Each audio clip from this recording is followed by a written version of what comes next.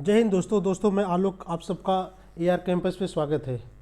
दोस्तों आज का इम्पॉर्टेंट जो ये वीडियो है बहुत ही इम्पॉर्टेंट होने जा रहा है, क्योंकि मैंने एनवायरनमेंट के टॉप 100 क्वेश्चन इसमें कवर किए हैं और पूरे डिटेल्स के साथ कंप्लीट किया हूँ हर एक क्वेश्चंस को, क्योंकि ये जो 100 क्वेश्चन है यहाँ से आपके केवीएस पेपर में आने तय हैं।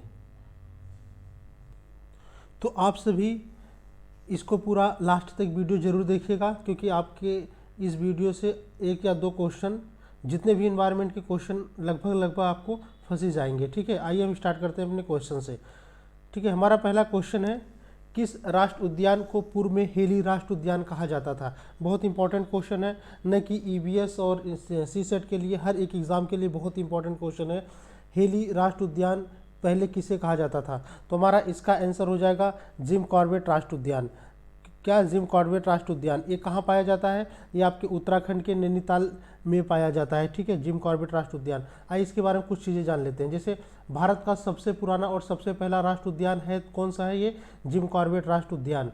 ठीक है, इसकी स्थापना कब होती थी? 1936 में हुई है। ठीक है, और भारत का सबसे पहला टाइगर रिजर्व बना। क्वेश्चन आपसे पूछे कि भारत का सबसे पहला टाइगर रिजर्व कौन सा था, तो आप क्या बताएंगे? जिम कॉर्बेट राष्ट्र उद्यान। ठीक है, अब जिम कॉर्बेट राष्ट्र उद्यान का नाम बदल गया। अभी ये करंट अफेयर में भी क्वेश्चन पूछ सकता है आप लोगों के कि जिम कॉर्बेट राष्ट्र उद्यान का नाम बदल के क्या हो गया? रामगंगा राष्ट्र उद्यान। ठीक है, क्या हो गया? रामगंगा राष्ट्र उद्यान। एक्चुअली क्या था, पहले रामगंगा राष्ट्र उद्यान था नाम।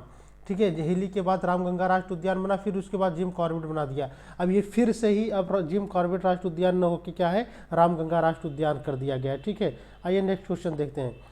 क्वाशरकोर नामक रोग किसकी कमी से होता है? ठीक है, ये एक रोग है, बच्चों में पाया जाता है अक्सर। ये क्वाशरकोर नामक रोग ये प्रोटीन की कमी से होता है। किसकी कमी से होता है? प्रोटीन की कमी से होता है। ठीक है, अब प्रोटीन की कमी से कौन कौन से रोग होते हैं, कैसे कैसे देख लेते हैं। प्रोटीन की कमी से हमको क्या हो जाता है बच्चों? क्या होता है? सूजन हो जाएगा, उन्हें वसी यकृत यानी लीवर में प्रॉब्लम हो जाएगी, वो त्वचा में प्रॉब्लम हो सकता है। ठीक है, बच्चों में इसका विकास रुक जाता है इसके कारण। ठीक है, क्वाशरकोर आहार में प्रोटीन की कमी के कारण होता है। ठीक है, आप जो भोजन लेते हो, जो खाना खाते हो, जो भी आहार ग्रहण करते हो, अगर उसमें प्रोटीन की मात्रा बहुत कम है तो कौन सा रोग होगा? क्वाशरकोर रोग हो जाएगा। ठीक है, हमारे शरीर की हर कोशिका में प्रोटीन होता है। जितने भी सेल्स हैं हमारे बॉडी में, उन सभी में क्या पाया जाता है? प्रोटीन पाया जाता है। हमारे शरीर को कोशिकाओं की मरम्मत और नई कोशिकाओं के निर्माण के लिए हमें अपने आहार में प्रोटीन की आवश्यकता है। ये देख रहे हैं प्रोटीन कितना इंपॉर्टेंट है हमारे बॉडी के लिए। ठीक है, अब देख सकते हैं यदि प्रोटीन के साथ साथ कार्बोहाइड्रेट वसा की भी कमी हो जाती है तो बच्चों में मेरेस्मस रोग हो जाता है। ये बहुत इंपॉर्टेंट है, एग्जाम में पूछता है अक्सर। ठीक है, मेरेस्मस रोग किस में होता है? बच्चों में होता है। किसकी कमी से? प्रोटीन की कमी और कार्बोहाइड्रेट और फैट की कमी से। ठीक है, आइए हम अगला क्वेश्चन देखते हैं। पर्यावरण अध्ययन में बच्चों को जोड़ने का सबसे प्रभावशाली युक्ति कौन सी है? यानी अगर आप किसी को पर्यावरण के बारे में बता रहे हैं या पर्यावरण की टीचिंग करा रहे हैं, किसी बच्चों को पर्यावरण के बारे में बता रहे हैं, तो कौन सी विधि या कौन सा तरीका लगाएंगे कि ताकि बच्चे को आसानी से समझ में आ सके। ठीक है, आपके पास ऑप्शंस है, किस्से कहानियाँ, पाठ्य पुस्तक का पठन, शिक्षक द्वारा व्याख्याएं, कक्षा निर्देशन। तो आप सबसे उपयुक्त आंसर होगा हमारे किस्से कहानियाँ। अगर हम किसी बच्चे को किस्से बताएंगे, कहानियाँ बताएंगे और पर्यावरण के बारे में, उनके बहुत अच्छे से ध्यान से सुनेंगे, उनको बोरियत नहीं महसूस होगा। ठीक है, जैसे आगे पिक्चर में देख सकते हैं पहले के लोग कैसे बैठ बैठ के किस्से कहानियाँ सुनाया करते थे बच्चों को। ठीक है, तो पर्यावरण अध्ययन में बच्चों को सबसे आसान किसके द्वारा जोड़ा सकता था? किस्से और कहानियाँ बता के। ठीक, आगे देखते हैं। रिएक्टर पैमाने से किसकी तीव्रता नापी जाती है? ये बहुत इंपॉर्टेंट क्वेश्चन है, आप सभी जानते होंगे। रिएक्टर पैमाना किसके लिए यूज़ होता है? ये भूकंप को नापने के लिए होता है। ठीक है, भूकंप को नापने के लिए। वन्य प्राणी सप्ताह प्रतिवर्ष कब मनाया जाता है? ये अक्टूबर से स्टार्ट होता है, यानी अक्टूबर के प्रथम सप्ताह में। ठीक है, अक्टूबर के प्रथम सप्ताह में वन्य प्राणी सप्ताह प्रतिवर्ष मनाया जाता है। ठीक, प्रकाश संश्लेषण की क्रिया में हरे पौधों द्वारा क्या बाहर निकाला जाता है? मतलब कौन सी गैस बाहर निकलती है? ठीक है, आप सभी जानते हैं, जैसे कि पिक्चर में आप लोग देख सकते हैं बहुत ध्यान से। ठीक है, ये आपका हरा पौधा है, ग्रीन प्लांट है। ये क्या होता है? सनलाइट यहाँ से लेता है। ठीक है, सनलाइट लेके ये क्या करता है? हम कह सकते हैं कि जो प्रकाश संश्लेषण होता है ना, ये वह क्रिया है जिसमें प्रकाश ऊर्जा रासायनिक ऊर्जा में बदल जाता है। यानी जो ये लाइट आता है, सनलाइट आता है, इसको हम रासायनिक ऊर्जा में बदल देते हैं। किसके? प्रकाश की ऊर्जा का इस्तेमाल करके कार्बन डाइऑक्साइड और पानी से शर्करा जैसे कार्बोहाइड्रेट का संश्लेषण होता है। ठीक है, यहीं से अपना भोजन ये तैयार करता है। ठीक, पौधा। ठीक है, आप यहाँ पे ये देख सकते हैं फार्मूला इसका 6CO2 यानी carbon dioxide plus 12H2O water, जल हो गया। और ये क्लोरोफिल, प्रकाश में क्लोरोफिल करता है C6H12O6 प्लस 6O2, ये देखिए कार्बन, ये ऑक्सीजन को बाहर कर देता है। ठीक है, और ये आपका ग्लूकोज का काम कर देता है, यानी खाने, ये खाना का, पौधों का खाना हो गया एक तरह से। ठीक है, तो हम क्वेश्चन में क्या पूछ रहा है? प्रकाश संश्लेषण की क्रिया में हरे पौधों द्वारा क्या बाहर निकाल जाता, कौन सी गैर बाहर निकलती है? तो ऑक्सीजन देख रहे हैं फार्मूला में।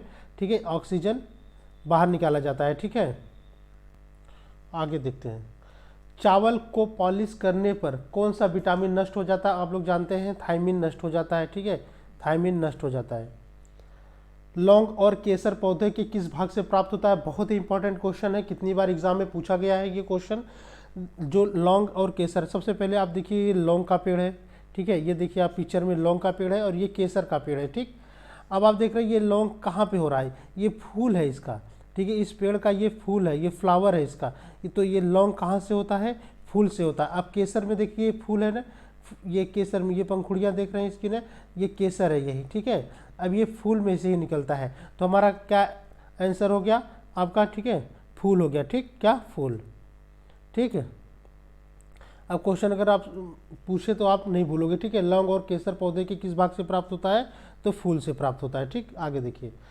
निम्न में से कौन सा उत्तराखंड का राज्य का प्रतीक नहीं है? यानी उत्तराखंड राज्य दिया, उसमें कुछ उसके प्रतीक दिए हैं, उसके चिन्ह दिए हैं, वो पूछ रहा है इनमें से कौन सा नहीं है। ऑप्शन पे हम जाते हैं। पहला ऑप्शन है हमारा मोनाल। ठीक है, अब मोनाल क्या है? अब मोनाल यहाँ का राज्य पक्षी है। राज्य किस तरह से लगता है मोनाल राज्य पक्षी? ये आपके एकदम मोर की तरह लगता है, उसका 2 कॉपी होता है मोनाल। ठीक है, मोनाल यहाँ का राज्य पक्षी हो गया। ये उत्तराखंड के साथ साथ ये हिमाचल प्रदेश में भी पाया जाता है। ठीक है, याद रखना। और बुरांश, बुरांश वहाँ का राज्य वृक्ष है। ठीक है, कहाँ का? उत्तराखंड का। बाघ, बाघ नहीं पाया जाता। ठीक है, कोई प्रतीक चिन्ह नहीं। अब कस्तूरी मृग, कस्तूरी मृग वहाँ का राज्य वन्य पशु है। तुम्हारा आंसर हो गया सी पार्ट। ठीक है, आप यहाँ देख सकते हैं राज्य तितली। राज्य तितली कौन सा है? कॉमन पिकॉक राज्य तितली बोलते हैं उत्तराखंड के। उत्तराखंड का राज्य वृक्ष कौन सा है? बुरांश है। और राज्य वन्य पशु कौन सा है? कस्तूरी मृग है। उत्तराखंड का राज्य वृक्ष कौन सा है? बुरांश।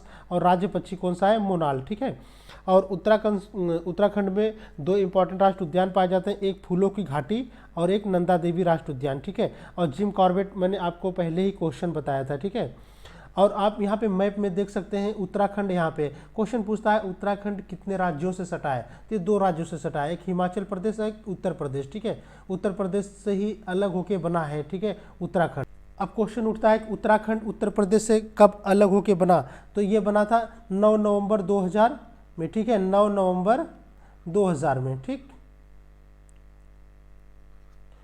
तो क्वेश्चन पूछे उत्तराखंड उत्तर प्रदेश से कब अलग होकर बना? 9 नवंबर 2000 में। ठीक है, ये डेट याद रखना। ठीक, तो उत्तराखंड कितने राज्यों का सीमा बनाता है? हिमाचल प्रदेश और उत्तर प्रदेश। और ये 2 इम्पॉर्टेंट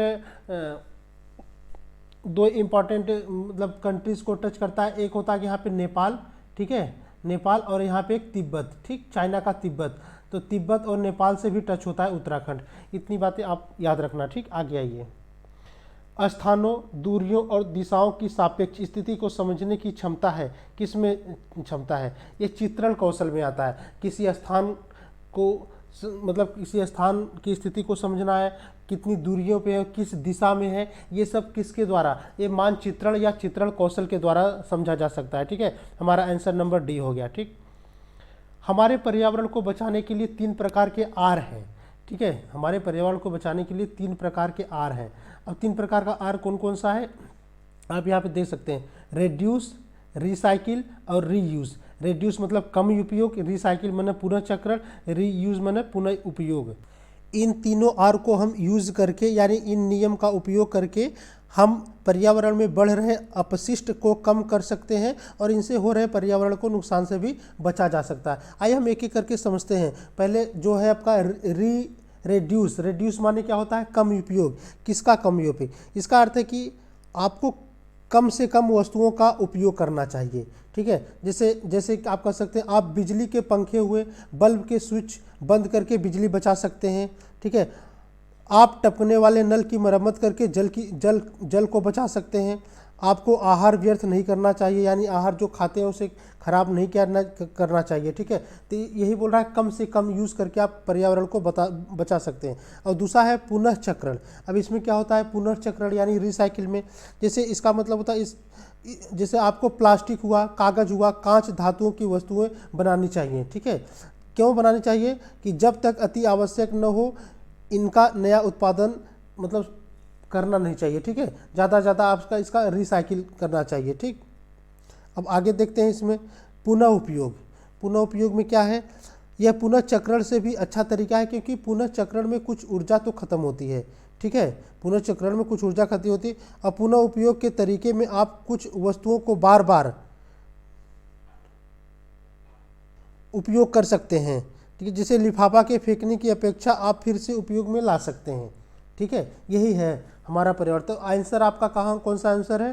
ठीक है, जैसे आपका हो गया कम उपयोग, पुनः चक्रण, न पुनः चक्रण और पुनः उपयोग। ठीक है, तुम्हारा आंसर नंबर सी। ठीक, आगे देखते हैं।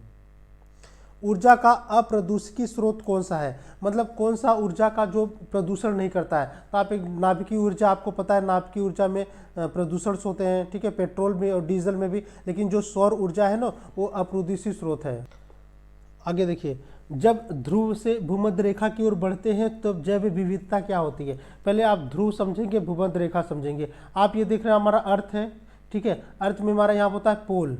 ठीक है, ये होता है नॉर्थ पोल, और यहाँ पे नीचे क्या होता है साउथ पोल। पोल मतलब ध्रुव, मतलब उत्तरी पोल और दक्षिणी पोल। और हमारा ये बीच की जो लाइनें हैं ना, वो ये लाइन हमारी बोलते हैं भूमध्य रेखा है, यानी इसको इक्वेटर बोला जाता है। ठीक है, क्या इक्वेटर बोला जाता है, भूमध्य रेखा। ठीक, और आप लोग जानते हैं कि जो हमारा सन होता है, सूर्य होता है, वो इसके इक्वेटर के लंबवत ही इसकी रोशनी पड़ती है। ठीक है, लंबवत इसकी। आप लोग को पता है कि जब जहाँ पे सन की यानी सूर्य की रोशनी ऊर्जा पड़ेगी, वहाँ पे क्या होगा, वो अर्थ यानी वो पृथ्वी बहुत गर्म होगी। ठीक है, और जब जहाँ पे गर्म ज़्यादा होगी वहाँ पे टेम्परेचर उसका ज़्यादा होगा। टेम्परेचर जब ज़्यादा होगा तो वहाँ पे ऑब्वियसली है कि जो वहाँ का एनवायरनमेंट होगा वो गर्म होगा। एनवायरनमेंट का तो गर्म होगा तो वहाँ पे ह्यूमस होगा, ह्यूमिडिटी होगा। ठीक है, ह्यूमिडिटी होगा, ह्यूमिडिटी होने के कारण वहाँ पे बारिश बहुत ज़्यादा होती है, और वहाँ पे जैव विविधता बहुत ज़्यादा। आप लोग देखते होंगे जब जहाँ पे ज़्यादा बारिश होती है वहाँ पेड़ पौधे बहुत ज़्यादा होते हैं। ठीक है, वहाँ का एनवायरनमेंट जो होता है बहुत ही हरा भरा होता है। तो ये कहाँ पे पाए जाते हैं, इक्वेटर के पास पाए जाते हैं। जैसे आप इक्वेटर पे यहाँ पे साउथ अमेरिका में देखेंगे, ब्राज़ील, यहाँ पे अमेजन रिवर है, अमेजन रिवर। ठीक है, ये ब्राज़ील में ही पाया जाता है। यहाँ पे देखेंगे ये सब, और जो अमेजन का जंगल होता है उसे पृथ्वी का फेफड़ा भी कहते हैं। क्यों? क्योंकि ये इक्वेटर के पास, यहाँ पे हमेशा बारिश होता है और हरा भरा होता है। तो हम क्वेश्चन अब क्या कर सकते हैं, आप लोग को समझ में आ गया ना कि यहाँ पे इक्वेटर के पास हमेशा हरा भरा रहता है, क्योंकि यहाँ बारिश बहुत ज़्यादा होता है। क्यों ज़्यादा होता है? क्योंकि यहाँ पे सन की रोशनी हमेशा लंबवत पड़ती है, यानी परपेंडिकुलर पड़ती है। तो क्वेश्चन क्या कहता है, जब ध्रुव से भूमध्य रेखा की ओर बढ़ते हैं तब जैव विविधता क्या होता है। अब ध्रुव क्या है, ध्रुव हमारा यहाँ पे है, ये हमारा। अब इसके तरफ बढ़िए, इक्वेटर की तरफ आ रहे हैं हम। किसकी तरफ आ रहे हैं, इक्वेटर की तरफ आ रहे हैं। ठीक, इक्वेटर की तरफ, भूमध्य रेखा की तरफ जा रहे हैं, तो हमारे जैव विविधता क्या होगा, बढ़ेगा कि घटेगा। क्योंकि इक्वेटर यहाँ पे तो पोल क्या होता है, हमेशा बर्फ जमा रहता है। ये देखिए आर्टिक सागर है, यहाँ पे अंटार्कटिका है, देखिए सब व्हाइट वाला पूरा ये इधर बर्फ जमा है। ठीक है, इधर पूरा बर्फ जमा होता है। तब यहाँ पे जाएंगे हरा भरा सब ज़्यादा, कहाँ पे जैव विविधता देखने को कहाँ मिलेगा, इक्वेटर के पास मिलेगा। तो क्वेश्चन आप आई थिंक आपको समझ में आ गया होगा कि ध्रुव से जब भूमध्य रेखा की तरफ जाएंगे तो हमारी जो जैव विविधता होती है वो बढ़ेगी, घटेगी नहीं, बढ़ती जाएगी। ठीक है, तुम्हारा आंसर नंबर ए हो गया। ठीक, आगे देखिए, राष्ट्रीय पाठ्यचर्या की रूपरेखा एनसीईआरटी 2000 के अनुसार पर्यावरण अध्ययन को किस कक्षा समूह में स्थान दिया गया। यानी ये कह रहा है कि राष्ट्रीय पाठ्यचर्या की रूपरेखा 2000 के अनुसार पर्यावरण का अध्ययन किस कक्षा, मतलब किस कक्षा के बच्चों को दिया जाता है, यानी किस क्लास के स्टूडेंट्स को, चाइल्ड को दिया जाता है। तो ये तीसरी से 5वीं कक्षा को दिया जाता है। ठीक है, इस बात को आप लोग ध्यान रखना, तीसरी से 5वीं। Answer number B. भारत के किस क्षेत्र में अधिकतम भूस्खलन की घटनाएं होती हैं। ठीक है, ये किस में होती है, आप लोग सभी लोग जानते हैं कि जो हिमालय वाला पोर्शन है वहाँ पे बहुत ज़्यादा ये सब होता है। ठीक, आंसर नंबर बी। निम्नलिखित में से कौन सा युग्म सुमेलित नहीं है, हल्दी पाउडर, कुरकुमिन येलो से बनता है, ठीक है, हल्दी पाउडर कुरकुमिन येलो से। और फ्रियान क्लोरोफ्लोरोकार्बन से होता है, CFC जो गैस होती है फ्रियॉन से निकलती है। ग्रीन हाउस गैस को आप लोग जानते हैं, कार्बन डाइऑक्साइड को ग्रीन हाउस गैस बोलते हैं। लेकिन ये कंटूर कृषि जो होती है, कंटूर कृषि, ये भूमि ऊपर अपर्दन का काम नहीं करती, याद रखना, ये भूमि अपर्दन का काम नहीं करती। अपर्दन मतलब उसका कटाव छटाव, ठीक है, अपर्दन। आप लोग यहाँ पे पिक्चर में देख सकते हैं, देखिए कितनी व्यवस्थित भूमि है, कंटूर कृषि इसी को कहते हैं, ठीक है। इस तरह से जो होती है कृषि पहाड़ों में, ठीक है, इसको कंटूर कृषि कहते हैं। तो यहाँ पे भूमि अपर्दन नहीं होता, ठीक है, भूमि का बचाव होता है। तो आंसर नंबर डी हो गया, ठीक। सजीवों में ऑक्सीशोषण की प्रक्रिया में कौन सी ऊर्जा मुक्त होती है, ठीक है, मतलब कितनी ऊर्जा मुक्त होती है कह सकते हैं। पहले हम देखते हैं ऑक्सीशोषण शोषण की वह पद्धति है जिसमें ऑक्सीजन की उपस्थिति अनिवार्य होती है तथा इसमें भोजन का पूर्ण ऑक्सीकरण होता है, ठीक है, ऑक्सीशोषण यही होता है, ठीक। तो इसमें आंसर हो गया 673 किलो कैलोरी, ठीक। आगे देखिए, भूकंप की तरंगों को निरूपित करता है, जो भूकंप की तरंगें होती हैं, जो न्यूज़ के वेव्स तरंगें निकलती हैं, उसको कौन जांच पड़ताल करता है, कौन निरूपित करता है, इसको सिस्मोग्राफ, ठीक है, क्या, सिस्मोग्राफ। इलेक्ट्रोकार्डियोग्राफ तो आपको पता है हृदय की गति को नापता है, ठीक है। और पॉलीग्राफ जो झूठ पकड़ने वाली मशीन होती है उसे पॉलीग्राफ कहते हैं। और टोमोग्राफ एक तरफ का CT यानी कंप्यूटर होता है, ठीक। तो इलेक्ट्रोकार्डियोग्राफ को पता चल गया, भूकंप की तरंगों को निरूपित कौन करता है, सिस्मोग्राफ, ठीक।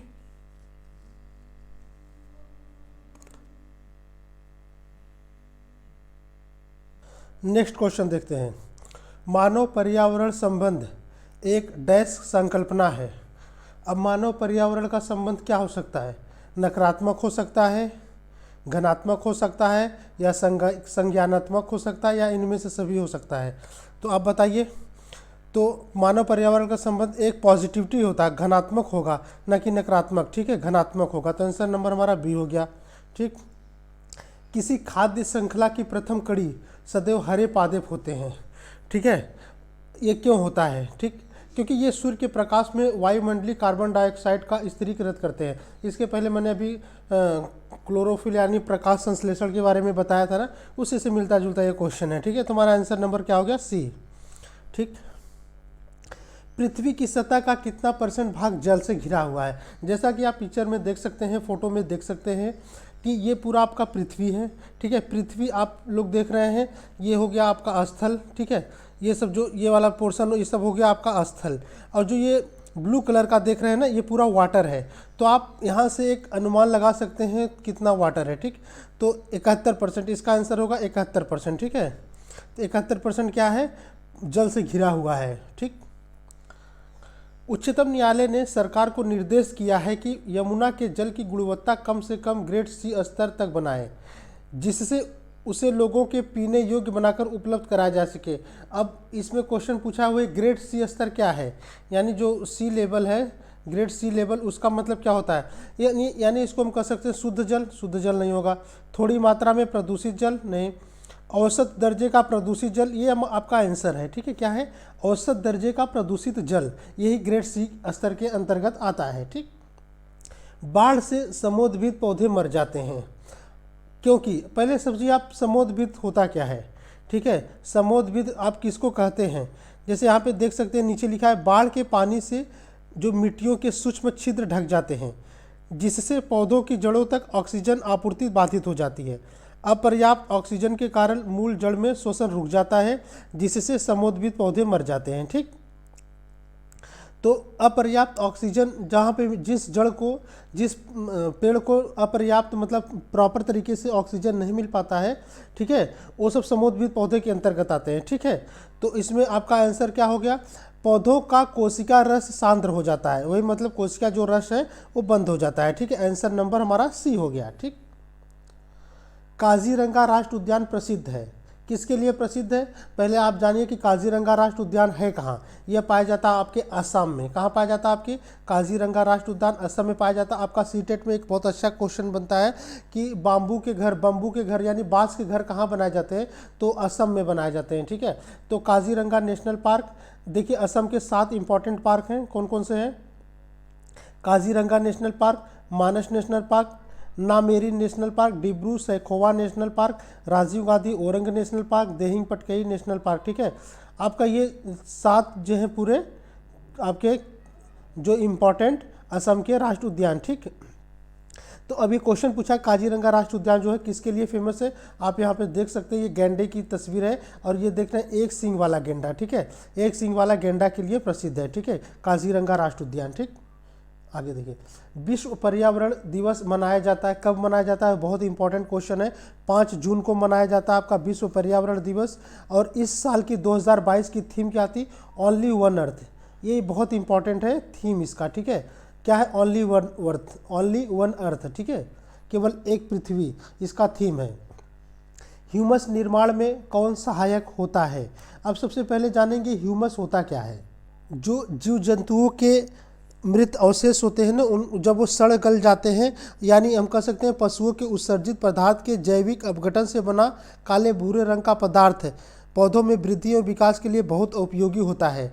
ठीक है, जैसा कि आप पिक्चर में देख सकते हैं, इसी को हम लोग ह्यूमस बोलते हैं। ठीक है, जो सड़े गले मिट्टी में बहुत दिन से दब जाते हैं, ठीक है, वही सब बाद में जब उसके खाद के रूप में प्रकट होते हैं, इसी को हम लोग कहते हैं ह्यूमस। मानी हम कह सकते हैं कि जो मिट्टी का निर्माण होता है, इसमें क्या होते हैं, छोटे छोटे सूक्ष्म जीव होते हैं, यानी माइक्रो ऑर्गेनिज्म होते हैं। इनके द्वारा कार्बनिक पदार्थ यानी ऑर्गेनिक मैटर के अपघटन यानी डिकम्पोजिशन होगा, एवं उसका सिंथेसिस यानी संश्लेषण होगा, उसकी क्रियाओं द्वारा, इन सब की क्रियाओं द्वारा होता है। ठीक है, ह्यूमस में क्या होता है, कार्बन नाइट्रोजन कंपाउंड से मिलकर बना हुआ ये बहुत जटिल यानी कॉम्प्लेक्स मटेरियल होता है ह्यूमस। ठीक है, आप आई थिंक आप ह्यूमस के बारे में इतना चीज़ जान गए। तो इसमें क्या होगा, इसमें आ जाएगा आपका सबका उत्पादक भी होगा, अपघटक भी होगा, उपभोक्ता भी होगा, यानी इनमें इस सब में सभी होगा। ठीक, DDT सबसे पहले इसका आप फुल फॉर्म देख लीजिए, कितनी बार इसका फुल फॉर्म पूछ लिया है। ठीक है, DDT क्या होता है, डाइक्लोरोफेनाइल ट्राइक्लोरोइथेन। ठीक है, क्या होता है आपका यहाँ पे देख सकते हैं, डाइक्लोरोफेनाइल ट्राइक्लोरोइथेन। ठीक, डाइक्लोरोफेनाइल और ट्राइक्लोरोइथेन का उपयोग मूल रूप से कृषि उद्योग में उपज को बढ़ाने के लिए किया जाता है। ठीक है, तो इसमें हम कह सकते हैं DDT क्या है, ये अजैव निम्नीकरणीय प्रदूषक है। ठीक है, अजैव निम्नीकरणीय प्रदूषक है। ठीक, निम्नलिखित में कौन सा ऊर्जा का स्रोत कभी पर्यावरण प्रदूषण नहीं करता, इसके पहले मैंने क्वेश्चन आपको बता दिया है, इसका आंसर सौर ऊर्जा। ठीक है, वायुमंडल की सबसे निचली परत कहलाती है। आप यहाँ पे देख सकते हैं वायुमंडल, ये सबसे निचली परत कौन सा है, क्षोभ मंडल होता है, उसके बाद समताप मंडल होता है, फिर मध्य मंडल, आयन मंडल और बहिर्गम मंडल। ठीक है, तो सबसे नीचे का पतल क्षोभ मंडल होता है। क्षोभ मंडल में क्या होता है, ये लगभग 13 से 18 किलोमीटर होता है नीचे से। और यहाँ पे क्या होता है, आंधी तूफान होंगे, बारिश होंगे, बादल का गर्जना होगा। ठीक है, ये सब क्षोभ मंडल में पाया जाता है। इसलिए कभी कभी क्वेश्चन पूछता है कि जो वायुयान है यानी जो प्लेन उड़ते हैं किस वायुमंडल में उड़ते हैं, तो ये क्षोभ मंडल में न होकर समताप मंडल में उड़ते हैं। क्यों समताप मंडल में इसलिए उड़ते हैं क्योंकि यहाँ पे जो वायुयान है, मतलब यहाँ पे कोई ये सब घटनाएं होती नहीं है, ना आंधी तूफान बारिश, ये सब यहाँ पे समताप मंडल में नहीं होता है। ठीक है, तो आपका क्वेश्चन हो गया कि सबसे निचली परत कौन सी होती है, ये क्षोभ मंडल होती है, और सबसे बाहरी परत बहिर्गम मंडल होता है। ठीक है, तो आप हमारा आंसर है आपका क्षोभ मंडल। ठीक,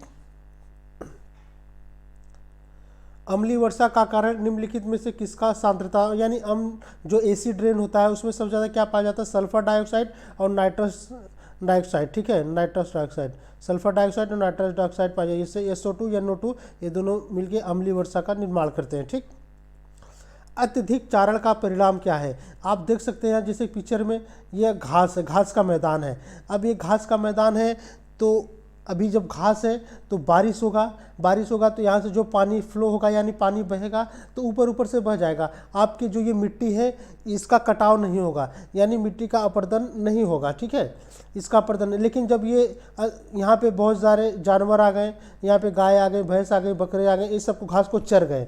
जब घास को ज़्यादा चर लेंगे तो यहाँ पे क्या हो जाएगा, फिर जब बारिश होगा तो घास कम रहेगा, तो यहाँ पे मिट्टी का फ्लो होगा यानी मृदा का क्षरण होना स्टार्ट हो जाएगा।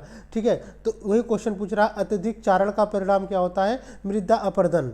ठीक है, मृदा प्रदूषण नहीं, जलवायु परिवर्तन नहीं, मृदा का अपरदन हो जाएगा। पिक्चर से आपको बहुत अच्छे से आई थिंक आपको समझ में आ गया होगा। आगे देखिए, ऊर्जा का पिरामिड कैसा होता है?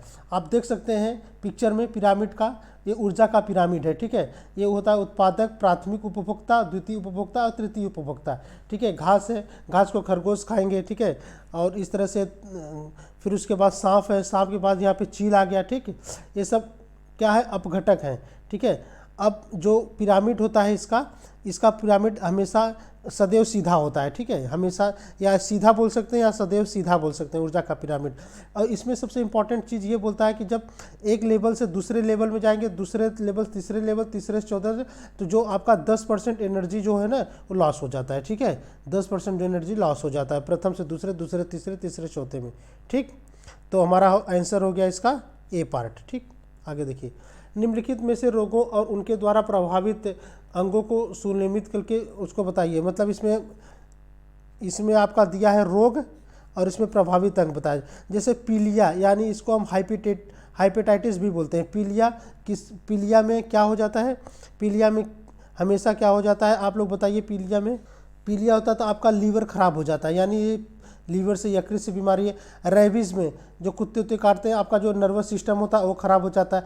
एड्स में आपका प्रतिरोधक यानी WBC खत्म हो जाता है, प्रतिरोधक क्षमता खत्म हो जाती है। और फाइलेरिया से क्या होता है? लिम्फ ग्रंथियाँ नष्ट हो जाती हैं। तो हम कह सकते हैं 3, 4, 2, 1 है। आपका आंसर हो गया ए पार्ट, ठीक। आगे देखिए, अपने पर्यावरण की स्वच्छता और शुद्धता का मूल्यांकन करना प्रमुख उद्देश्य क्या है? ये आप किस तरह से कर सकते हैं? संज्ञानात्मक तरीके से कर सकते हैं अपने पर्यावरण की सुरक्षा, या भावनात्मक तरीके से, या मनोकार्यात्मक तरीके से। सीधी सी बात है कि जब आपके अंदर कोई टीचर है, आप स्टूडेंट्स हो, टीचर पहले किसी पर्यावरण को बचाने के लिए आपको क्या करें? आपके पहले वो जो आपकी जो फीलिंग्स हैं, जो आपके भावनाएं हैं, उसके प्रति, पर्यावरण के प्रति आपकी फीलिंग्स को जोड़ेगा। जब आपको उससे पर्यावरण से आपको जोड़ेगा तभी उसके बारे में आप सोचेंगे, यानी आप उसके भावनात्मक क्षेत्र का आपका उद्गार हो जाएगा। यानी उस स्वच्छता और शुद्धता का मूल्यांकन करने का सबसे पहला उद्देश्य क्या है? कि आपके भावनात्मक क्षेत्र का विकास होना चाहिए, ठीक है। तो हमारा आंसर नंबर बी हो गया, ठीक। आगे देखिए, जल संग्रह के संबंध में वहाँ के क्षेत्रीय भाषा अनुसार कौन सा युग्म सुमेलित नहीं है? ठीक है, जल संग्रह के राजस्थान में इसको बोला जाता है खादीन, ठीक है। जो जल संग्रह के संबंध में जो क्षेत्रीय भाषा बोलते हैं खादीन। बिहार में आहार बोलते हैं, ठीक है। तमिलनाडु में एरिस बोलते हैं। लेकिन ये जो कांदी है ना, कर्नाटक में न बोल के ये बोला जाता है कहाँ? पंजाब में, ठीक है। कहाँ बोला जाता है? पंजाब में। तुम्हारा आंसर हो गया सी पार्ट, ठीक। आगे देखिए, स्मॉग यानी धुंध जो बनता है, किससे बनता है? धुएं और कोहरे को मिला के धुंध बनता है, ठीक है। अगर आपसे पूछे धुंध कैसे बनता है, आप बोल सकते हैं जो धुआं होता है, जो फैक्ट्री से, कंपनियों से ये सब धुआं निकलता है, ठीक है। वो धुआं, और जो अब ठंडी का मौसम है, कोहरा सुबह आता है, आप लेकिन धुएं और कोहरों को दोनों को मिला देंगे तो एक धुंध बन जाता है, धुंध सा दिखाई देता है, ठीक है। जैसे कि आप पिक्चर में देख सकते हैं। तो आंसर नंबर हमारा ए हो गया, ठीक है।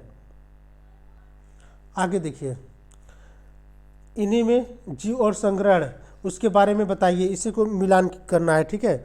जैसे मछली को कहाँ पाला जाता? उसको एक्वेरियम में पाला जाता है। जो मछली पालन को क्या बोलते हैं? एक्वेरियम कहते हैं, ठीक है। और केचुआ को टेरियम कहते हैं, ठीक है।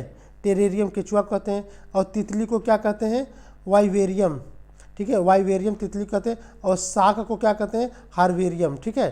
शाक को हार्वेरियम। तो हम कह सकते हैं ए का 3, बी का 4, ठीक है, सी का 2 और डी का 1। तो हमारा आंसर हो गया 3, 4, 2, 1 बी। आगे, सागरी खरपतवार महत्वपूर्ण स्रोत है। ये दो तो नहीं होता, ये स्रोत होता है, ठीक है। ये स्रोत होता है, ठीक। स्रोत है किसके? है आयोडीन के, ठीक है, आयोडीन के, ठीक। आगे देखिए, मोनाल उत्तराखंड के अतिरिक्त किस राज्य का राज्य पक्षी है? ठीक है, मोनाल। आप देखिए, इसके पहले मैंने आपका आई थिंक सेकंड क्वेश्चन था कि जो उत्तराखंड के बारे में उसके प्रतीक बताया था। अब यहाँ पे देखिए आ गया, मैंने बोला था ना ये थोड़ा का उसके मोर की तरह हल्का हल्का दिखने में लगता है। तो ये मोनाल जो है ना उत्तराखंड के साथ साथ आपका, तो ये उत्तराखंड के साथ साथ किसका है? मैंने बताया था हिमाचल प्रदेश का, ठीक है, हिमाचल प्रदेश का। आगे देखिए, ओजोन परत की मोटाई नापने की इकाई सब जानते हैं, ये आपका डॉप्सन होता है, डॉप्सन से, ठीक है। आप लोग पता है डेसिबल, ये आप डेसिबल किसके? ध्वनि की नापते हैं, ठीक है। सामाजिक वानिकी का उद्देश्य क्या है? सामाजिक वानिकी का उद्देश्य पर्यावरणीय, सामाजिक व ग्रामीण विकास में मदद के उद्देश्य से वनों का प्रबंधन होता है। ठीक है, आंसर नंबर 1। चिपको आंदोलन के जनक गौरा देवी द्वारा चिपको आंदोलन किस गांव में प्रारंभ किया गया था? सबसे पहला क्वेश्चन यही उठता है कि चिपको आंदोलन का जनक कौन है? गौरा देवी। ठीक है, वैसे सब लोग जानते होंगे कि इसके जो प्रसिद्ध पर्यावरणविद सुंदरलाल बहुगुणा इससे जुड़े थे, तब से नाम आता है सुंदरलाल बहुगुणा का। ठीक है, लेकिन इसकी जनक थे गौरा देवी। इसमें क्या होता था, जो ये पेड़ होता था उस टाइम उत्तराखंड में बहुत ज़्यादा कटाई के कगार पे आ गया था, तो ये लोग क्या कहते, एक आंदोलन किए, पेड़ों को चिपक कर खड़े हो जाते थे, पेड़ों से लिपट कर या चिपक कर खड़े हो जाते थे, कहीं पेड़ों को काटने से पहले हमको काटना होगा। इन लोगों का यही एम था कि हम पेड़ों को कटने नहीं देंगे। तो एक क्वेश्चन यहाँ पे पूछा है कि जो चिपको आंदोलन हुआ था सॉरी, ये कहाँ पे स्टार्ट हुआ था? तो ये रैणी गांव में। कहाँ पे? रैणी गांव में। ठीक है, रैणी गांव में उत्तराखंड का एक जगह है रैणी गांव, वहीं पे स्टार्ट हुआ था। इस आंदोलन की शुरुआत हुई थी 1972 में। ठीक है, इसके प्रसिद्ध पर्यावरणिक सुंदरलाल बहुगुणा, कॉमरेड गोविंद सिंह रावत, चंडी प्रसाद भट्ट और श्रीमती गौरा देवी, इन 4 लोगों का नाम आप लोग याद रखना। ठीक है, और अगर आपसे जिला पूछ ले तो जिला का नाम बता देना, चमोली जिला। ठीक है, उत्तराखंड के चमोली जिला के रैणी गांव में। ठीक, छात्रों के लिए सीखने के प्रमुख संसाधन कौन से हैं? विभिन्न क्रियाओं हेतु सामग्री संकलन, ग्रंथालय या सर्वे एवं प्रोजेक्ट निर्माण। ठीक है, तो आपका आंसर हो जाएगा सभी। ठीक, वायुमंडल में नाइट्रोजन गैस की प्रतिशत मात्रा कितनी है? आप लोग देख सकते हैं, जैसे ये अर्थ है आपका वायुमंडल है, सबसे ज़्यादा इसमें नाइट्रोजन पाया जाता है, फिर ऑक्सीजन पाया जाता है, फिर उसमें अन्य गैस पाए जाते हैं इतने में। ठीक है, अब अगर आपसे पूछ ले हाइड्रोजन ग्रुप का हाइड्रोजन ग्रुप का वायुमंडल में कौन सी गैस पाई जाती है, तो एग्जाम में बहुत बार पूछा था, आर्गन। ठीक है, आर्गन, आप लोग इसको मत भूलना, ये हाइड्रोजन ग्रुप का आर्गन पाया जाता है। ठीक, और नाइट्रोजन कितना पाया जाता है? 78.08 लगभग, ऑक्सीजन 20.95%। ठीक है, अब उसके बाद आर्गन हो गया आपका। यहाँ पे एक इंपॉर्टेंट बहुत है, कार्बन डाइऑक्साइड कितना पाया जाता है? 0.03%। ठीक है, 0.03% याद रखना, इसका परसेंटेज भी पूछता है कार्बन डाइऑक्साइड का। ठीक है, और नाइट्रोजन 78.09। ठीक है, हमारा आंसर हो गया बी। आगे देखिए, विटामिन ए की कमी से कौन सा रोग होता है? विटामिन ए की कमी से कौन सा रोग होता है? ये होता है रतौंधी। ठीक है, रतौंधी होता है विटामिन ए की कमी से। आप यहाँ पे देख सकते हैं पिक्चर में सब है, विटामिन ए, रतौंधी होता है, संक्रमणों का जीरोप्थेलेमिया होता है, मोतियाबिंद होता है। ठीक है, उसके बाद विटामिन B1 में क्या होता है? बेरी, विटामिन B2 के त्वचा का फटना हो गया। और इम्पॉर्टेंट आपका यहाँ पे देखिए विटामिन B6 पूछता है, एनीमिया, त्वचा रोग हो गया आपका। ये हो गया विटामिन B12 में एनीमिया पाया जाता है, पेचिस रोग। विटामिन B12 बहुत इंपॉर्टेंट है, साइनाकोबालामिन इसका रासायनिक नाम है। ठीक है, मतलब साइंटिफिक नेम है। और उसके बाद अगर आपसे पूछे कि कोबाल्ट किस में पाया जाता है, विटामिन B12 में कोबाल्ट पाया जाता है। विटामिन C में स्कर्वी होता है। ठीक, विटामिन D में रिकेट्स पाया जाता है बच्चों में। ऑस्टियोमलेशिया पाया जाता है, बहुत इंपॉर्टेंट है, एग्जाम में पूछा है बार बार। विटामिन E के द्वारा जनन शक्ति का कम हो जाता था, बहुत इंपॉर्टेंट है आपका। विटामिन K के द्वारा रक्त का थक्का न जमना, विटामिन K के द्वारा रक्त का थक्का नहीं जमता है। तो ठीक है, हमारा आपका आंसर हो गया। और क्वाशीरकोर किसके कारण होता है? मैंने अभी बताया था, प्रोटीन की कमी से होता है। ठीक है, प्रोटीन की कमी से होता है क्या? क्वाशीरकोर। ठीक है, आगे देखिए, प्रकृति में ऑक्सीजन का प्रमुख स्रोत कौन सा है? ठीक है, यहाँ पे स्रोत होगा यार। ठीक है, स्रोत, प्रकृति में ऑक्सीजन का स्रोत किससे होता है? हरे पौधे से होता है, आप सबको पता है, हरे पौधे से। बच्चे को सामाजिकरण का पहला पाठ कहाँ से प्राप्त होता है? आप सब जानते हैं, बच्चे को सामाजिकरण का पहला पाठ उसके परिवार से मिलता है। ठीक है, उसके परिवार से, उसके आसपास से।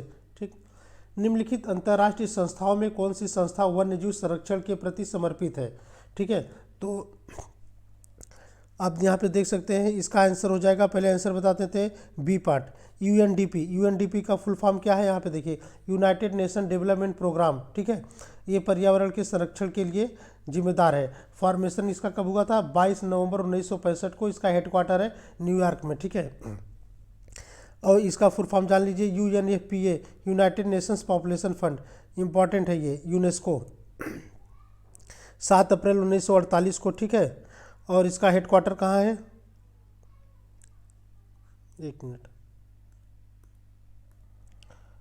यहाँ पे ये यूनेस्को का है, ये वाला यूनेस्को का है, ठीक है, 16 नवंबर 1945, ठीक है, पेरिस फ्रांस। और WHO का ये इधर है, WHO का ये वाला है, ठीक है, हेडक्वार्टर जिनेवा स्विट्जरलैंड में, 7 अप्रैल 1948 को इसका फॉर्मेशन हुआ था, ठीक है। अब आगे देखिए, पर्यावरण अध्ययन की प्रकृति इस निम्नलिखित का किसका समर्थन नहीं करती है। बच्चों में कम गलतियाँ करें, बच्चों को करके सीखने का अवसर, ये तो पर्यावरण अध्ययन का है। बच्चे बहुत से प्रश्न पूछें, ये भी ठीक है। बच्चों को खोज करने के लिए पर्याप्त स्थान मिले, ठीक है। बच्चे कम गलतियां करें, ये ठीक है। पर्यावरण अध्ययन की प्रकृति इसमें नहीं आती है, बच्चे कम गलतियां करें, ठीक। आगे देखिए, हमारे देश में निम्नलिखित स्थानों में कौन सा ठंडा रेगिस्तान है, यानी हम बोल सकते हैं किस स्थान को ठंडा रेगिस्तान कहते हैं। ये हमारा आंसर हो जाएगा इसका लद्दाख, ठीक है, लद्दाख को ठंडा रेगिस्तान कहते हैं। निम्नलिखित में से क्या पर्यावरण अध्ययन में आकलन के लिए संकेतक नहीं होना चाहिए। प्रश्न पूछना, सहभागिता, याद करना, न्याय व समानता के प्रति सरोकार। हमारा आंसर हो जाएगा न्याय व समानता के प्रति सरोकार। स्त्रियां पुरुषों की तुलना में कमज़ोर है, यह एक कैसा कथन है, ठीक है, यह रूढ़िवादी कथन है, ठीक है। इसको हम बोल सकते हैं रूढ़िबद्ध धारणा, ये रूढ़िवाद धारणा है, ठीक है। रूढ़िवाद धारणा में क्या कहते हैं कि स्त्रियां पुरुषों की तुलना में बहुत कमज़ोर है, स्त्रियों को बस खाना बनाना चाहिए, पुरुषों को नौकरी करना चाहिए, स्त्रियां बस घर में रहें, बच्चे पैदा करें, बस उनका वहीं तक होता है। ये रूढ़िवादी विचार के लोग होते हैं, वही सब ये सब बोलते हैं। लेकिन आज के समय में देखते हैं ये रूढ़िवादी विचार, जितना ज़्यादा एजुकेशन होता जा रहा है, ये रूढ़िवादी विचार धीरे धीरे खत्म होती जा रही है। तो हमारा इसका आंसर हो गया रूढ़िबद्ध धारणा। जो रूढ़िबद्ध धारणा वाले लोग होते हैं ऐसी बातें करते हैं, ठीक है। निम्नलिखित में से कौन से राज्य जम्मू व कश्मीर के पड़ोसी राज्य हैं। जैसा कि आप पिक्चर में देख सकते हैं, आपका जम्मू कश्मीर ये आपको दिख रहा है, ठीक है। इसके भी 2 यूनियन टेरिटरी, पहले ये क्या था आपका, एक पूरा जम्मू कश्मीर था, ठीक है। लेकिन पहले यहाँ पे 370 अनुच्छेद जो 370 था, आर्टिकल 370, उसके अकॉर्डिंग यहाँ पे शासन प्रशासन चलता था, ठीक है। लेकिन ये 31 अक्टूबर 2019 को, ठीक है, इसको ख़त्म कर दिया गया। और इसको ख़त्म करके 2 केंद्र शासित यानी 2 यूटी बना दिए गए, एक लद्दाख और एक जम्मू कश्मीर, ठीक है। तब ये क्वेश्चन यहाँ पे पूछा है, जो ये जम्मू कश्मीर है वो किनको किनको टच करता है। आप देख सकते हैं ये हिमाचल प्रदेश को और पंजाब को, 2 राज्यों को टच किया है, ठीक है। हिमाचल प्रदेश और पंजाब को, 2 राज्यों को टच किया है, ठीक है। तो हमारा आंसर हो गया बी पार्ट, ठीक। आगे देखिए, प्राथमिक स्तर पर बच्चों के आकलन करने का सर्वश्रेष्ठ तरीका क्या होना चाहिए, ठीक है। जब प्राथमिक स्तर पे बच्चे होते हैं, उनका आकलन करने का सबसे तरीका होता है पोर्टफोलियो सिस्टम। अब आप बोलोगे कि सर ये पोर्टफोलियो सिस्टम क्या होता है। जैसे किसी बच्चे को किसी के बारे में बताना हो तो एक ग्राफ के तरीके बताएंगे, तो उसी को हम पोर्टफोलियो सिस्टम कहते हैं। जैसे आप बोलेंगे कि ये पेड़ है, ठीक है, पेड़ में ये आपका टहनी है, टहनी में यहाँ पे पत्ती होती है, पत्ती में ये फल लगते हैं, पूरा एक ग्राफ के तरीके आप बताएंगे, उसी को पोर्टफोलियो सिस्टम कहते हैं। जैसा कि आप पिक्चर में बोल सकते हैं, जैसे हमारे संबंध किससे होते हैं बच्चों, होते हैं परिवार से होते हैं और समाज से होते हैं। और जो परिवार में कौन कौन आते हैं, माता पिता, भाई बहन, दादा दादी, चाचा चाची, ये सब परिवार में आते हैं। और जैसे इनसे हमारा क्या रिश्ता है, ये सभी हमारे साथ रहते हैं और ये हमेशा हमारी मदद करते हैं, ठीक है, ये सभी। और जैसे समाज में क्या होता है, समाज में आते हैं दोस्त आएंगे, शिक्षक आएंगे, पड़ोसी व लोग आएंगे, ठीक है। तो ये हमारा जो ये सॉरी दोस्तों, तो हमारा जो ये हमारा संबंध है ना, तो हमें जैसे पिक्चर के माध्यम से देख लिए कि बच्चों को अगर हम बोलेंगे कि हमारा संबंध कैसे कैसे किससे किससे है, तो एक पिक्चर के माध्यम से, ये पोर्टफोलियो सिस्टम है। तो प्राथमिक स्तर पर बच्चों का आकलन करने का सर्वश्रेष्ठ तरीका क्या है, पोर्टफोलियो सिस्टम है, ठीक। आगे देखिए, प्राथमिक स्तर पर पर्यावरण अध्ययन के आकलन में निम्नलिखित में से कौन सा एक संकेतन उपयुक्त नहीं है। इसमें क्वेश्चन पूछ रहा है कौन सा एक संकेतक उपयुक्त नहीं है, बताइए। इसका ऑप्शन देख लीजिए आप लोग, स्मरण, सहयोग, प्रश्न पूछना, न्याय व समानता के प्रति चिंता। अगर किसी आप प्राथमिक स्तर वाले बच्चों को पर्यावरण अध्ययन के बारे में बताएंगे तो उसको आप एक तरह से कहेंगे आप उसका सहयोग कर रहे हैं, ठीक है। उससे आप बोलेंगे कि तुम प्रश्न पूछ सकते हो, ठीक है।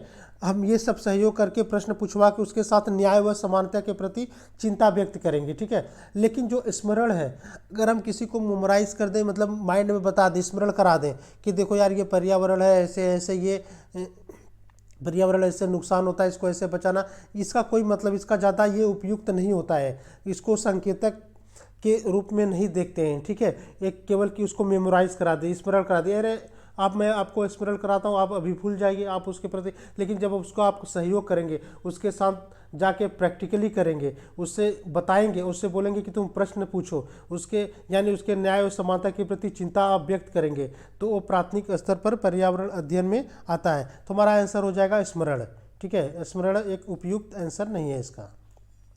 कांसा दो धातुओं का मिश्रण है। ये दो धातु कौन कौन से हैं? तांबा और टीन से बनते हैं, ठीक है। तांबा और पीतल किससे बनता है, ठीक है। अगर आपसे बोला जाए कि पीतल किससे बनता है, पीतल से तांबा और जस्ता से, ठीक है, तांबा और जस्ता से। और कांसा तांबा और टीन से। आगे देखिए, निर्धारण मापनी या रेटिंग स्केल में कौन सी तकनीक का उपयोग होता है? इसमें तकनीक का उपयोग होता है अवलोकन का, ठीक है, अवलोकन का। पक्षी अपनी गर्दन बहुत अधिक हिलाते हैं, इसका कारण क्या है? इसका कारण वे उड़ नहीं सकते, वे उड़ सकते हैं, वो उड़ते हैं। उनके कान पंखों से ढके होते हैं। पक्षियों की आंखों की पुतली घूम नहीं सकती।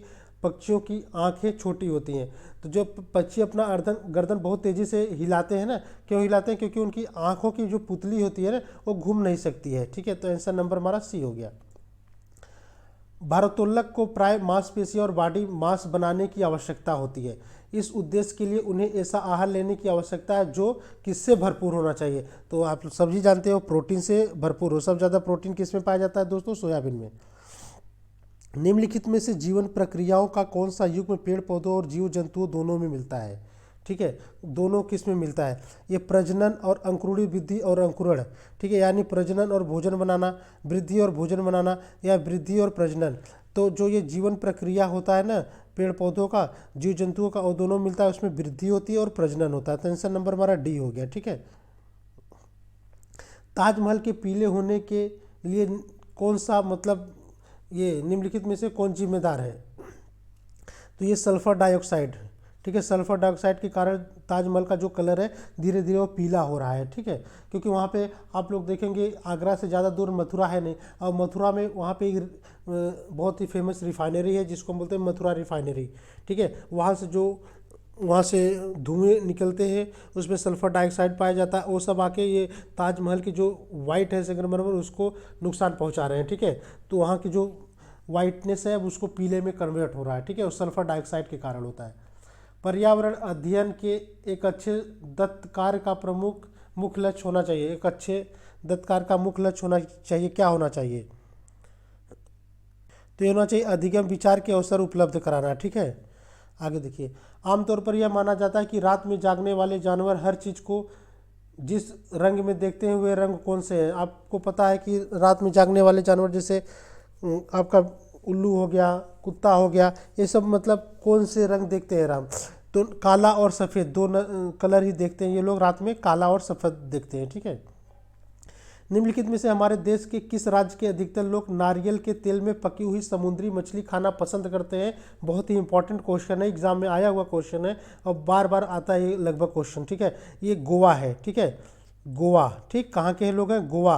गोवा के लोग क्या करते हैं कि जो नारियल के तेल में पकी हुई समुद्री मछली होती है उसको बहुत ज़्यादा पसंद करते हैं खाना, ठीक। निम्नलिखित में से कौन बीज नहीं है? देखिए बहुत ही इंपॉर्टेंट है, बहुत यहाँ पे बहुत लोग सोचते हैं कि कौन सा इसमें गलत होगा, कौन सा सही। आप लोग देखिए, ठीक है। अब इसमें आप लोग बताइए कौन सा, अब बताना क्या, आप लोग पिक्चर में देख ही रहे हैं। तो हमारा इसका आंसर हो गया साबूदाना, ठीक है। आंसर क्या हो गया? साबूदाना, ठीक है। ये बीज नहीं होते हैं, ठीक। ये देखिए इस तरह से, जैसे आप गांव में कंदा होता है, कन्ना जो भूनते हैं उसी तरह से है। तो इसको क्या करते हैं, इसका कटिंग कर करके इसको रिफाइन करके इस तरह से साबूदाना तैयार किया जाता है, ठीक है। ये साबूदाना यहाँ से बना है साबूदाना, ठीक। ये देख रहे हैं साबूदाना। आगे देखिए, निम्नलिखित में से कौन से शब्द समूह आपस में निकटतम रूप से संबंधित है? मच्छर, डेंगू, लौह, गुड़, ये सब तो है नहीं। मच्छर, मलेरिया, अनीमिया, ये सब लौह, हीमोग्लोबिन, अनीमिया और आंवला, ये हमारा आंसर होगा। अब अभी देखेंगे क्यों। लौह हो गया, हीमोग्लोबिन, अनीमिया और आंवला। इस सब में जैसे लौह की कमी हो जाती है, इस सब पूरा ब्लड से रिलेटेड है, ठीक है। अनीमिया में ब्लड की कमी हो जाती है, आंवला से ही ब्लड की कमी, अगर आंवला आप पर्याप्त लेते हैं तो ब्लड की कमी नहीं होगी। हीमोग्लोबिन में भी ब्लड से रिलेटेड है, और लौह यानी आयरन भी ब्लड से रिलेटेड है। इन सब चारों चीज़ें किससे रिलेटेड है? आप लोग दिख रहे हैं, ब्लड से, ठीक है। तो आंसर हो गया हमारा सी। पर्यावरण अध्ययन के शिक्षकों को क्या करना चाहिए? बच्चों के दृष्टिकोण को स्वीकार करना और सम्मान देना चाहिए। विशेष पुस्तक व परीक्षाओं पर ध्यान देना चाहिए। अभिभावकों के विचार को स्वीकार करना और सम्मान देना चाहिए। विशेषतः प्रयोगों पर ध्यान देना चाहिए। तो पर्यावरण के अध्ययन शिक्षकों को क्या करना चाहिए? तो बच्चों के दृष्टिकोण को स्वीकार करना और सम्मान देना चाहिए। तो इसका उपयुक्त आंसर होगा डी वाला, ए वाला ने डी वाला, विशेषतः प्रयोगों पर ध्यान देना चाहिए। ठीक, आगे देखिए। निम्नलिखित में से क्या पेट्रोलियम से नहीं प्राप्त होता है? आप लोग ऑप्शन देख सकते हैं। पेट्रोलियम से आपको डीजल भी प्राप्त होता है, ग्रीस भी प्राप्त होता है, मोम भी प्राप्त होता है, लेकिन कोयला आपका पेट्रोलियम से प्राप्त नहीं होता है। तो इसलिए हमारा आंसर हो गया सी। प्राथमिक स्तर पर पर्यावरण अध्ययन में समुदाय सीखने सिखाने का एक महत्वपूर्ण संसाधन है, क्योंकि अब ऑप्शन देखिए, ऑप्शन आप पढ़ लीजिए, मैं आंसर डायरेक्ट बताता हूँ आपको, ठीक है। इसका आंसर हो जाएगा, यह वास्तविक स्थितियों में सीखने के अवसर उपलब्ध कराता है। आंसर नंबर डी हो गया। डिस्लेक्सिया मुख्यतः किसकी समस्या से संबंधित है? बहुत ही इंपॉर्टेंट है, यहाँ से अक्सर हर एग्जाम में क्वेश्चन पूछता है। तो डिस्लेक्सिया पढ़ने से संबंधित विकार है, जैसा कि आप यहाँ पे देख सकते हैं, इन सब के बारे में इंपॉर्टेंट लिखा हो। डिस्लेक्सिया पढ़ने से संबंधित विकार है, और डिस्ग्राफिया लेखन संबंधी विकार होता है, और डिसकैलकुलिया, अब यहाँ से कैलकुलस से देखिए, ठीक है, गणितीय कौशल संबंधी विकार होता है, और डिस्फेसिया वाक संबंधी विकार होता है। डिस्प्रैक्सिया लेखन एवं चित्रांकन संबंधी विकार होता है। डिसऑर्थोग्राफिया वर्तनी संबंधी विकार होता है। ऑडिटरी प्रोसेसिंग डिसऑर्डर श्रवण संबंधी विकार होता है, ठीक है। तो आपका आंसर हो गया डिसलेक्सिया, पढ़ने की, जो बच्चे में डिस्लेक्सिया प्रकट होती है वो ठीक तरीके से पढ़ नहीं पाते हैं, ठीक है। और डिस्फेजिया क्या होता है, यहाँ पे छूट रहा है, मौखिक रूप से सीखने व भाषा संबंधी विकार होता है, ठीक है। निम्नलिखित में से कौन सी विशेषता बरगद के पेड़ की जड़ों की नहीं है? ठीक है, जो बरगद के पेड़ होते हैं उनकी जो जड़ें होती हैं उनकी विशेषता क्या नहीं है?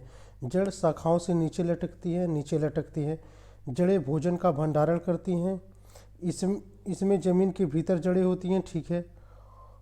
जड़ें खंभों की तरह पेड़ को सहायता प्रदान करती हैं, ठीक, लेकिन इसमें जो जड़ें होते हैं भोजन का भंडारण नहीं करती हैं, ठीक है। आंसर नंबर बी हो गया। निम्नलिखित में से कौन सी अदिश राशि है? स्केलर क्वांटिटी, फिजिक्स का क्वेश्चन है। दो तरीके से हमारी राशियां हैं, स्केलर क्वांटिटी, वेक्टर क्वांटिटी, यानी अदिश और सदिश। अदिश राशि में क्या होता है कि केवल परिमाण होता है, ठीक है, केवल परिमाण होता है, उसमें डायरेक्शन नहीं होता है, ठीक है। जैसे एग्जाम्पल, दूरी, चाल, द्रव्यमान, समय, कार्य, ऊर्जा, ताप, ये सब अदिश राशियों के उदाहरण हैं। सदिश राशि वह भौतिक राशि जिन्हें व्यक्त करने के लिए परिमाण व दिशा दोनों की आवश्यकता होती है, ठीक है, वो सदिश राशियाँ कहलाती हैं। जैसे उदाहरण के लिए विस्थापन, वेग, त्वरण, बल, रेखी, संवेग, बल, आघूर्ण आदि। तो इसमें क्वेश्चन पूछ रहा है स्केलर क्वांटिटी कौन सी नहीं है? तो आपका स्केलर क्वांटिटी कौन सा नहीं है आप बताइए। तो हमारा संवेग क्या है आपका? वेक्टर क्वांटिटी यानी सदिश राशि। तो हमारा आंसर हो गया ए। मानव के पेट में अमाशय रस की प्रकृति होती है, ठीक है, और वह भोजन के पाचन में सहायता करती है। मानव पेट में अमाशय रस की प्रकृति कैसी होती है? वह अम्लीय होती है, ठीक है, अम्लीय होती है, और वो भोजन को पचाने में सहायक होती है, ठीक। तो आंसर नंबर हमारा डी हो गया। निम्नलिखित में से कौन सी बीमारी रुके अथवा इकट्ठा हुए जल से हो सकती है? कौन सी बीमारी, जैसे कहीं जल है, इकट्ठा हो गया और कहीं पानी रुक गया, उससे कौन सी बीमारी होती है?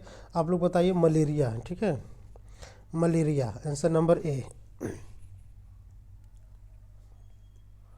निम्नलिखित समूह में से उस समूह को चुनिए जिसमें खाना पकाने के तरीके दिए गए हैं। पहले आप क्या करेंगे? पहले आप उसे तलेंगे। ठीक है, पहले देखिए ऑप्शन, उबाल कर, गूंथ कर, भून कर।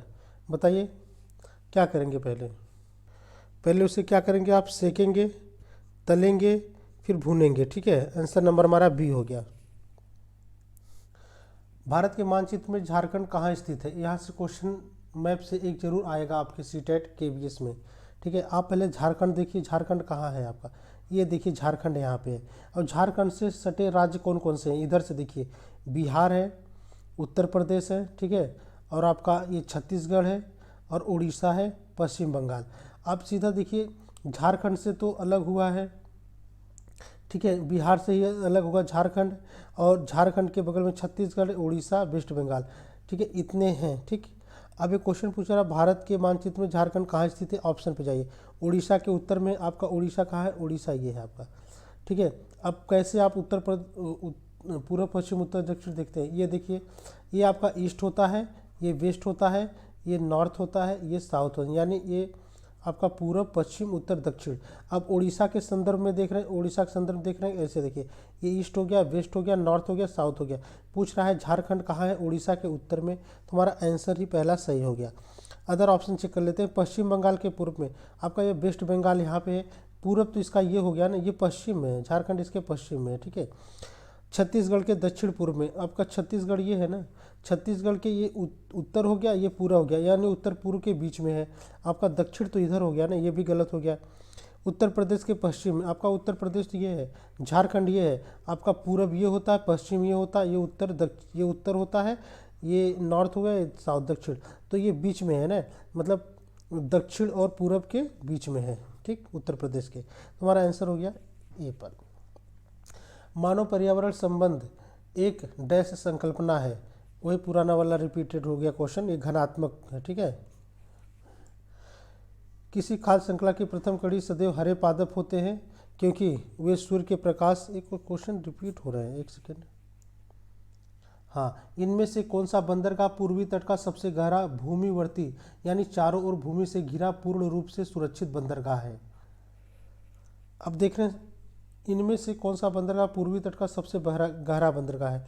अब आप देख रहे हैं, ये होता है आपका पूर्वी, ये हो गया आपका पश्चिमी। ठीक, अब पूर्वी में देख रहे हैं, जैसे यहाँ पे ये इंडिया, ये म्यांमार दूसरा देश है, ये कोलकाता बंदरगाह, हल्दिया बंदरगाह, पारादीप बंदरगाह उड़ीसा में पाया जाता है।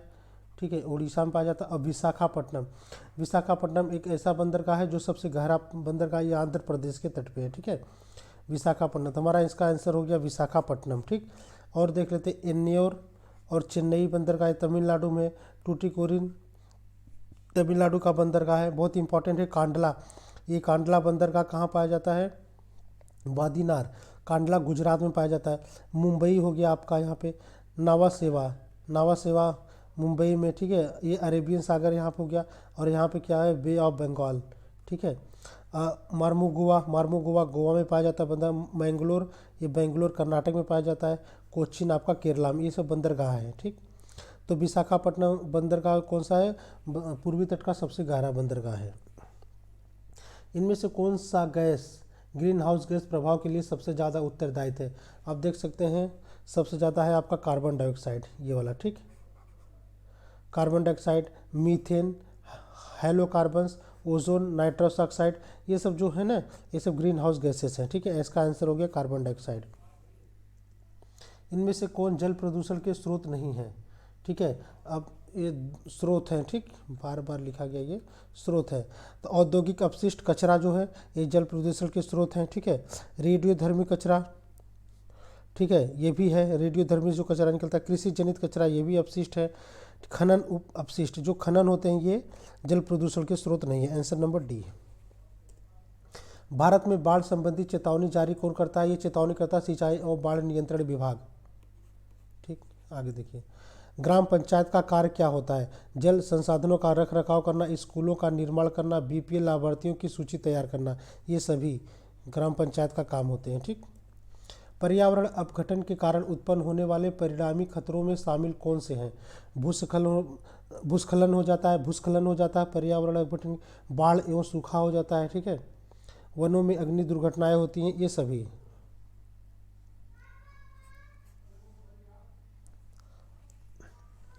निम्न में से कौन सा राज्य इंदिरा गांधी नहर परियोजना से लाभान्वित है? ठीक है, इंदिरा गांधी नहर परियोजना। आपका ये राज्य है राजस्थान, ठीक है, राजस्थान, जिसे राजस्थान के लिए जीवन रेखा बन चुकी है ये इंदिरा गांधी नहर। और पंजाब के फिरोजपुर के निकट सतलज और ब्यास नदी के संगम पर बने हरके बैराज से शुरू होती है, ठीक है। पंजाब में जो फिरोजपुर एक जगह है उसके निकट, जहाँ सतलज और ब्यास नदियाँ दोनों आके मिलती हैं, उसी के संगम पर हरके बैराज नाम उसको बोला जाता है, हरके बैराज, वहीं से ये इंदिरा गांधी नहर निकलती है। जल प्रदूषण अथवा जल जनित रोगों का एक उदाहरण निम्न में से कौन सा है? ठीक है, बताइए।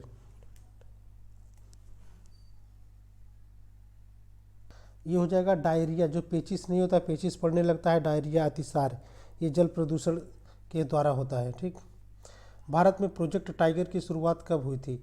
प्रोजेक्ट टाइगर की शुरुआत हुई थी 1973 में। और पहला प्रोजेक्ट टाइगर कौन सा था? जिम कॉर्बेट नेशनल पार्क बताया था मैंने, आंसर नंबर ए हो गया, Jim Corbett 1973। Wild life protection act 1972 में आया था, प्रोजेक्ट टाइगर 1973 में। प्रोजेक्ट एलिफेंट इंपॉर्टेंट है, 1992 में आया था, देख लीजिएगा। और बायोलॉजिकल डाइवर्सिटी एक्ट 2002 में आया था, ठीक है। इसमें सबसे इंपॉर्टेंट ये है wild life protection act 1972, project act 73, project elephant 1992 में। निम्नलिखित भारतीय राज्यों में किस राज्य की कोई समुद्री सीमा नहीं है? जैसे 4 ऑप्शन दिया है, वहाँ पूछ रहा है समुद्री सीमा किससे किससे नहीं है। अब समुद्री सीमा लगभग ये 9 राज्यों से जुड़ी है, ठीक है, 9 राज्यों से। देख ले कौन कौन सा यहाँ पे, गुजरात, महाराष्ट्र, गोवा, कर्नाटक, केरला, तमिलनाडु, आंध्र प्रदेश, उड़ीसा और पश्चिम बंगाल, ठीक है। 1 2 3 4 5 6 7 8 9, 9 राज्य हैं, ठीक है। 9 राज्य की सीमा समुद्र से लगती है, ठीक है। अब इसमें मैंने गुजरात भी है, गोवा भी है, महाराष्ट्र भी है, राजस्थान नहीं है, तो आंसर हो जाएगा हमारा सी। राजस्थान कहाँ पे है? राजस्थान आपका यहाँ पे है, ठीक है। देखिए समुद्र से नहीं टच होता है। आगे देखिए, किस नदी के प्रदूषण स्तर की माप की जाती है? ये BOD से, ठीक है, बायोलॉजिकल ऑक्सीजन डिमांड, इससे नदी के प्रदूषण स्तर की माप होती है BOD से, ठीक। आगे देखिए, पृथ्वी तल पर उस काल्पनिक रेखा को क्या कहते हैं जो 180 मेरिडियन या मरणोत्तर पर खींची गई है? ठीक है, इसको मैंने ज्योग्राफी में बहुत अच्छे से इसको समझाया है, ठीक है। ये इसको बोलते हैं अंतर्राष्ट्रीय तिथि रेखा, ठीक है। निम्नलिखित में से किस राज्य में गोल्फ ऑफ मन्नार यानी मैरीन राष्ट्र पार्क स्थित है? ठीक है, बताइए। मैरीन गोल्फ ऑफ मन्नार यानी मैरीन राष्ट्र उद्यान, ये तमिलनाडु में है, ठीक। कहाँ पे है? तमिलनाडु में। वायुमंडल की सबसे ठंडी परत कौन सी होती है? ठीक है, वायुमंडल की सबसे ठंडी परत बताइए कौन सी होती है? तो वायुमंडल की सबसे ठंडी परत होती है मध्यमंडल, ठीक है। मध्यमंडल वायुमंडल की सबसे ठंडी परत होती है। ये पृथ्वी से लगभग 50 किलोमीटर और 80 किलोमीटर के बीच में स्थित होता है, ठीक है। और इसमें बढ़ती ऊंचाई के साथ साथ इसमें तापमान घटता जाता है, ठीक है। आगे देखिए, निम्नलिखित में कौन सी एक ग्रीन हाउस गैस है? अभी मैंने आपको बताया था ग्रीन हाउस गैस, इसमें कौन सी है? मीथेन आपका ग्रीन हाउस गैस थी, ठीक है, मीथेन। वैसे आर्गन भी ज़्यादा है, लेकिन मीथेन जो है उससे ज़्यादा है, ठीक। निम्नलिखित में से किस एक प्राणी को किसान का मित्र कहा जाता है? ठीक है, किसान का मित्र किसे कहा जाता है? आप सब जानते हैं, केचुआ को।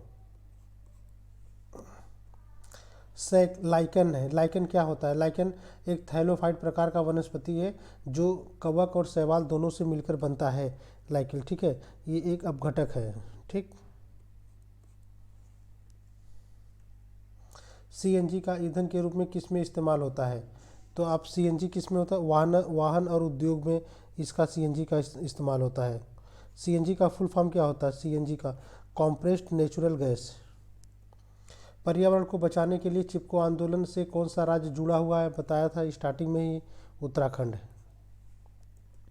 जीवों के व्यवहार का अध्ययन किया जाता है, जीवों का व्यवहार का अध्ययन इथियोलॉजी किया जाता है, ठीक है, इथियोलॉजी में। समुद्री शैवाल किसका महत्वपूर्ण स्रोत है? आयोडीन का, ठीक। पर्यावरण जागरूकता का किसके द्वारा सृजन किया जा सकता है? ठीक है। व्याख्यान के क्षेत्रीय भ्रमण, समूह वार्तालाप या अध्ययन। जब आप क्षेत्रीय भ्रमण करेंगे तो सबसे ज़्यादा आपको पर्यावरण जागरूकता देखने को मिलेगा। पर्यावरण की परिभाषा क्या है? पर्यावरण की परिभाषा होती बायोटिक और एबायोटिक कंपोनेंट। बायोटिक और एबायोटिक दोनों को मिला के पर्यावरण की परिभाषा बनाई जाती है। तो इनमें से आंसर हो गया हमारा ए। तो थैंक यू दोस्तों, अगर आपको हमारा ये वीडियो अच्छा लगा तो प्लीज़ लाइक, सब्सक्राइब और कमेंट जरूर करिएगा। और प्लीज़ आपके एक लाइक से और शेयर से हमें एक मोटिवेशन मिलेगी ताकि आगे मैं ऐसा वीडियो और डालूँ आपके लिए। धन्यवाद। Thank you so much.